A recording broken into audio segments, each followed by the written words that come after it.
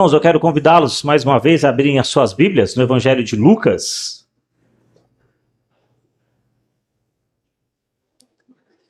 E agora eu quero relembrar o Natal, olhando então para como o evangelista Lucas descreve no seu Evangelho.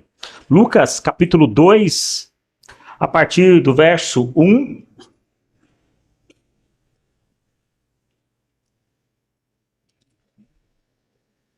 A palavra do Senhor, então, nos diz que o primeiro Natal foi descrito nas seguintes palavras. Lucas, capítulo 2, diz assim: Naqueles dias foi publicado um decreto de César Augusto, convocando toda a população do império para recensear-se. O primeiro recenseamento, foi feito quando Quirino era governador da Síria. Todos iam alistar-se, cada um à sua própria cidade.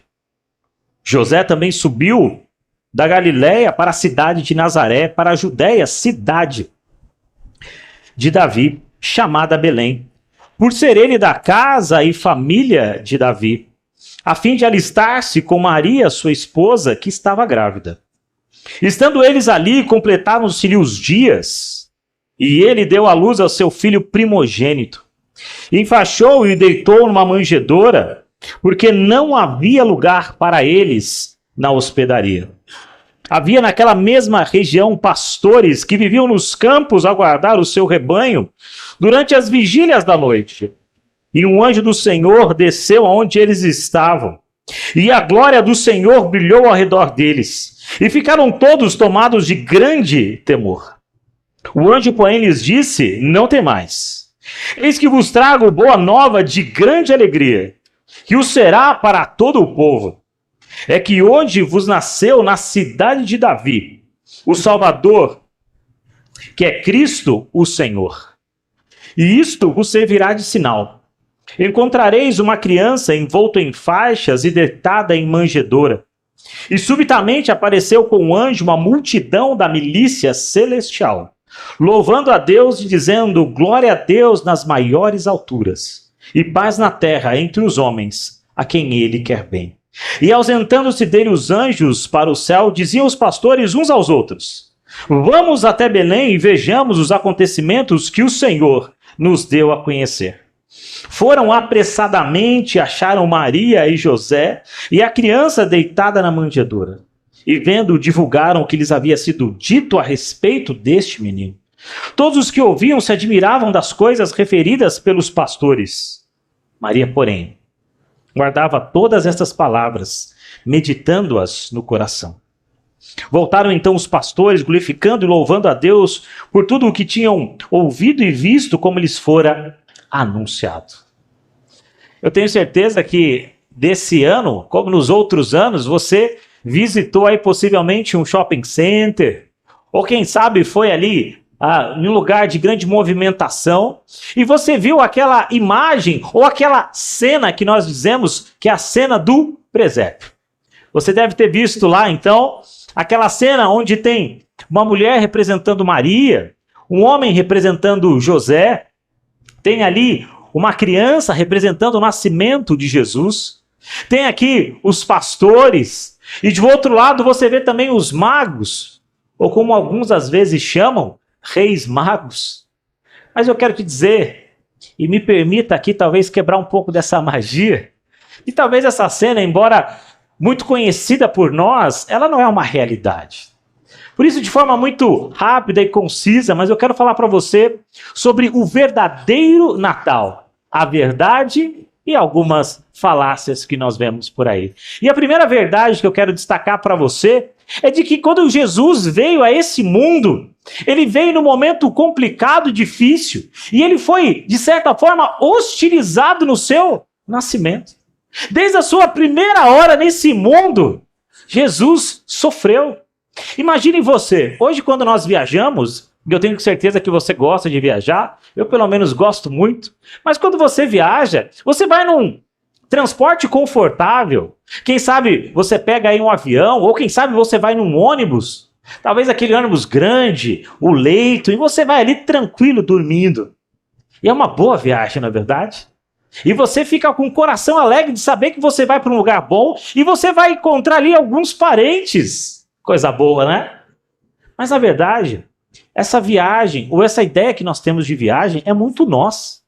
Mas nesse tempo, a viagem não era nada agradável. E notem que quando o autor, evangelista Lucas, nos descreve o nascimento, ele não diz que foi uma viagem de férias. Ele não diz que foi uma viagem tranquila, mas uma viagem imposta.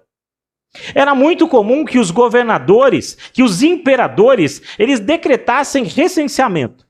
E ao contrário do que talvez hoje o IBGE faça no Brasil, né, o Instituto Brasileiro de Geografia e Estatística, de saber quantos nós somos e talvez até propor algumas políticas públicas, a ideia do imperador aqui, sabe qual era? Por que ele queria saber quantas pessoas existiam? Sabe por quê? Porque ele queria cobrar mais. É para saber quanto eu poderia ganhar mais com os impostos. Quanto eu poderia cobrar mais das pessoas para que eu ficasse mais rico. Ou seja, desde o primeiro momento da vida de Jesus, então, ele sofre. Tendo que viajar, e notem, irmãos, se viajar era uma coisa complicada nesses tempos, imagine você ter que viajar já ali com uma barriga, com um barrigão, como diriam as mulheres ali, de 9 meses. E não era uma viagem numa estrada reta e tranquila, asfaltada, pedagiada, mas era numa estrada poeirenta, cheia de buracos. E o veículo não era um 4x4, não era um esportivo, mas era talvez, quem sabe, um burrinho. E andar a cavalo, ou andar de burrinho quando se está grávida, talvez seja uma das piores coisas.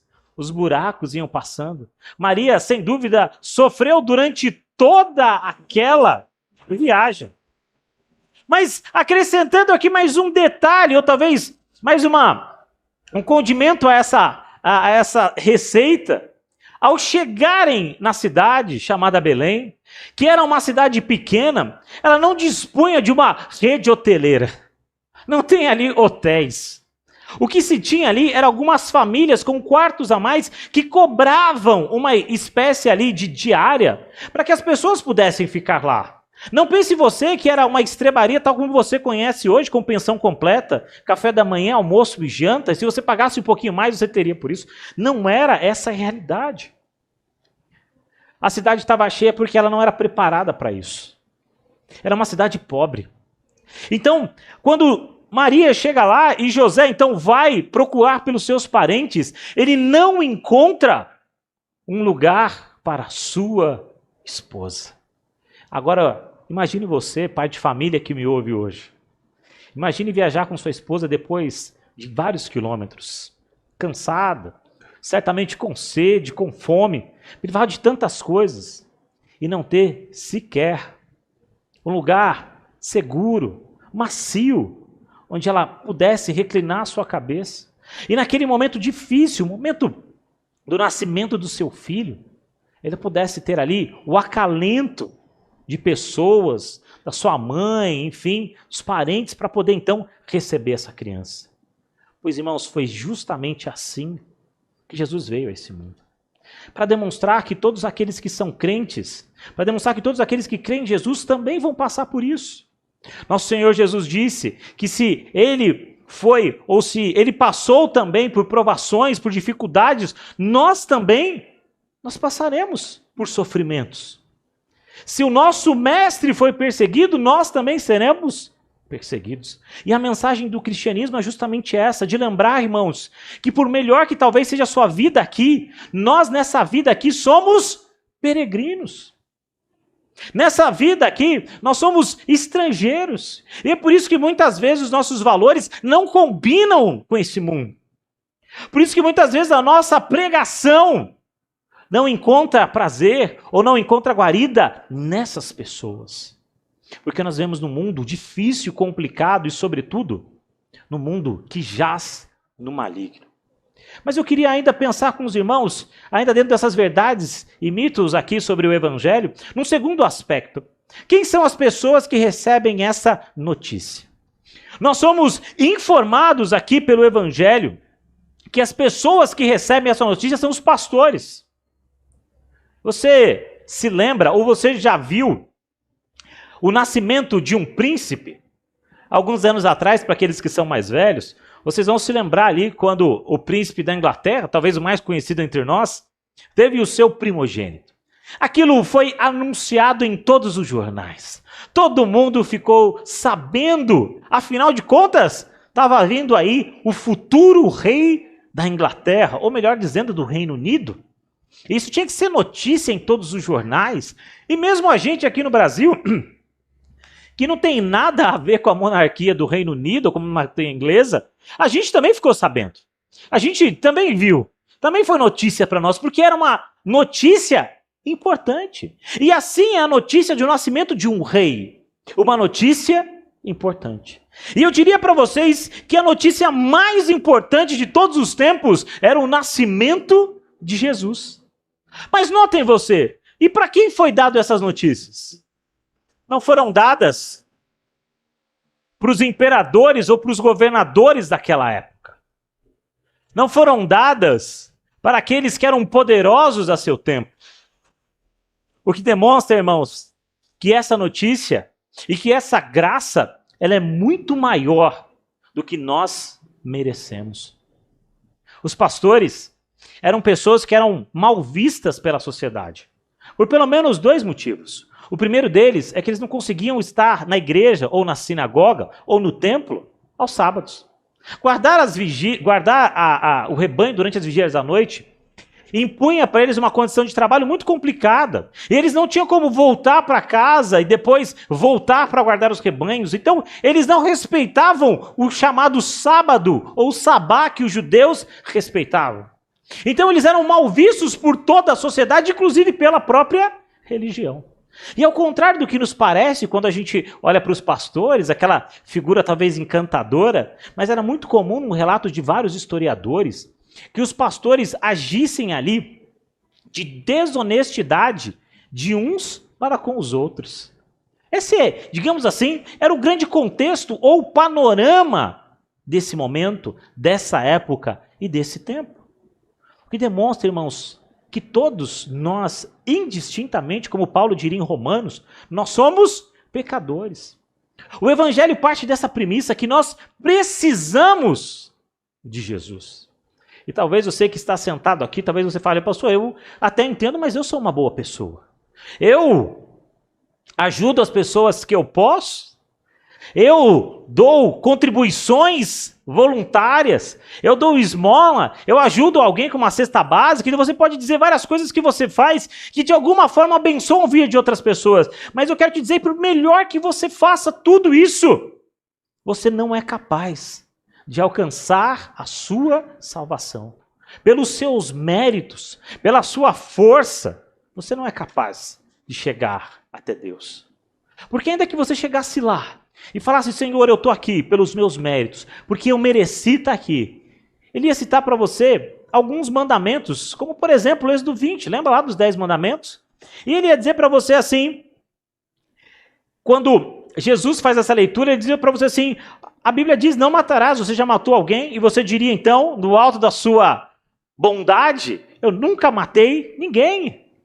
Mas Jesus disse certa vez que aquele que deseja, ou que aquele que olha para o seu irmão com uma atitude ruim no seu coração, já o matou em seu coração. Portanto, você já quebrou a lei do Senhor. Talvez ele diria, não adulterarás, e você vai levantar a mão e falar assim, eu sou alguém fiel a minha esposa, ao meu esposo, isso nunca aconteceu na minha vida. Mas Jesus diz que qualquer pessoa que olha para alguém com intenção impura no seu coração, já adulterou no seu coração. Aqui você já quebrou pelo menos 2 mandamentos. Você quer que eu continue ainda falando deles? Para mostrar que possivelmente, irmãos, nós quebramos todos os 10 mandamentos. E eu te pergunto agora, você certamente chegaria diante de Deus e falaria para Deus assim, eu mereço a minha salvação porque eu sou uma pessoa justa? Certamente, se você for sincero na sua análise, você vai ver que você não é uma pessoa justa. E aí a grande pergunta, como é que uma pessoa justa vai para o céu? Como é que uma pessoa que não vive o que Deus quer vai para o céu? Como é que alguém que descumpre os mandamentos pode ir para o céu? Eu diria para você que a resposta certa é porque Jesus veio a esse mundo. A resposta certa é porque um dia ele veio, porque um dia o Natal aconteceu em nosso coração. E a salvação, meus irmãos, portanto, não é pelos meus méritos, mas é pela graça do Senhor Jesus. E se você já comemorou o Natal várias vezes, ou pelo menos já passou por essa data, sem entender a verdade graciosa de Jesus, me permita aqui com muita honestidade e franqueza no coração dizer para você, você nunca entendeu o verdadeiro sentido do Natal. O verdadeiro sentido do Natal é a graça do nosso Senhor, que invade o nosso coração e que nos faz agora, não criatura somente de Deus, mas nos faz filhos de Deus. E o meu desejo é que você comemore o Natal como nunca antes, lembrando que o Natal é a graça do Senhor, é o amor de Deus encarnado por você. Que Deus te abençoe.